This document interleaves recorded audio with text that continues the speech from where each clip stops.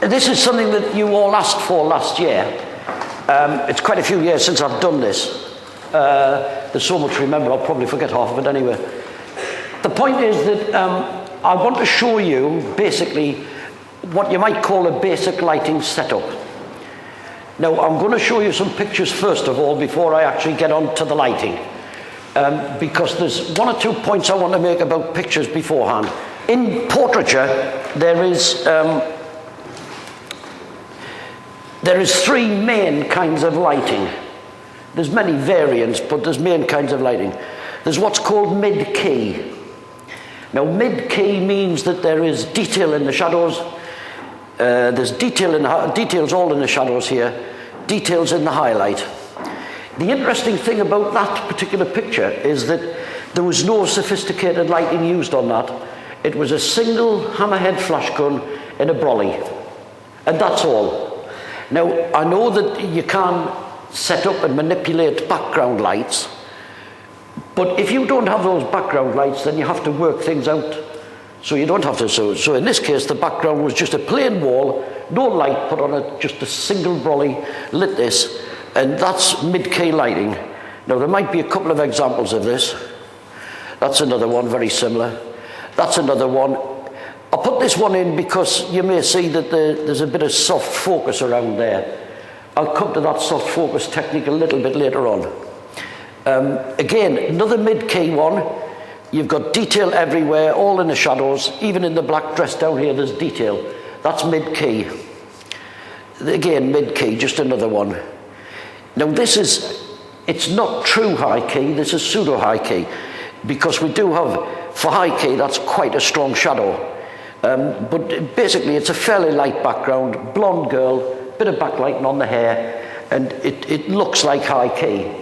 Now, recently I just judged a competition on the Enjoying Photography site, and there was quite a lot of people that put in what they thought was high-key pictures. All they had done was they'd got a picture similar to this and increased the brightness in Adobe, which actually burned out the highlights. When I show you high-key, I'll show you what I mean. This is getting towards low-key. Again, believe it or not, this is mid-key. This is low-key, what they call low-key.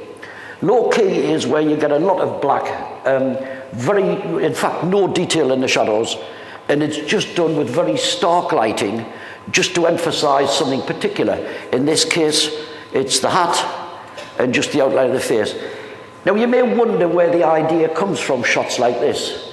Well, this girl, her skin texture was a bit like Marsden Beach on a windy day.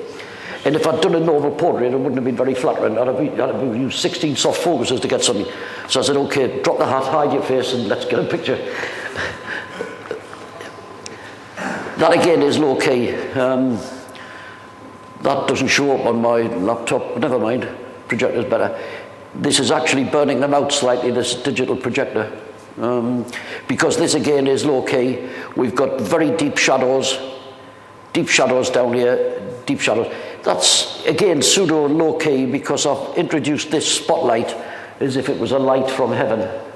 Corny as hell. Now, this is not low key or high key. I put this in for a specific reason. Those of you that's been in the club a few years will know at the annual dinner, we present a trophy called the Bev Millington Trophy, which is awarded to someone who's done something extra special in the club. The reason I put that in, that's about the only picture I've got of Bev Millington. She was killed about a month after that picture was taken, tragically killed in a car accident. And so it's quite special to me. And I just thought I would show you, the club members, who the trophy is named after. That's all that was in for. It's not a good picture at all, but it was just there for the idea. Again, going towards the low key, we've got quite deep shadows in here, and the rim light around the hair. The interesting thing about that, I think anyway, is that that's a wig. When she took that off, she was as bald as a coot. That's another one, same girl. Low key is best used on men. The reason for that is a lot of it is fairly strong side lighting, and unless the girl has good skin texture, then you get pock marks and all the rest of it. But if you do a man like that, it tends to bring the character out. Here we've got just one single strong light from the left here pointing into there, and a bit of fill light round this side, but it's strong cross lighting to bring out the texture of the face. Similar one. That's not high key, that's not low key, that's mid key. That's mid key as well. Again, a strong side light coming from the left as you look at it, and there's another one up here pointing down onto picking out the outline of his shirt and his neck on that side, and the guitar.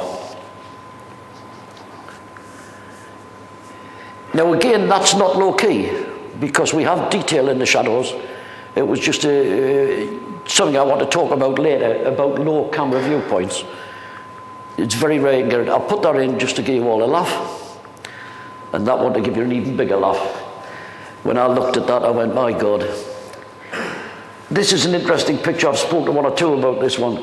Everybody that sees that automatically thinks Queen album, Bohemian Rhapsody. Well, that picture was taken, I don't know, probably about 6 months or a year before that album came out. And I'd taken this photograph for a pop band called Kip. And an artist friend of mine mocked up an album cover because they were trying to get a record contract in London. And I mocked up the album, and we used that photograph on the cover, sent it down to London. They didn't get the contract. That was the last I've heard of it. About a year later, Queen album come out with the same damn picture on. So the recording agency had signed up Queen and pitched my idea. So when you see the Queen album, don't praise that photographer because he copied mine. I'll tell you that for now. I wish I could prove it as well. As I say, I was let down with the model at the last minute. Fortunately, I kindly persuaded Celia to stand in for us. So because I was let down, could I ask Celia to come up here, please? Come on, Celia.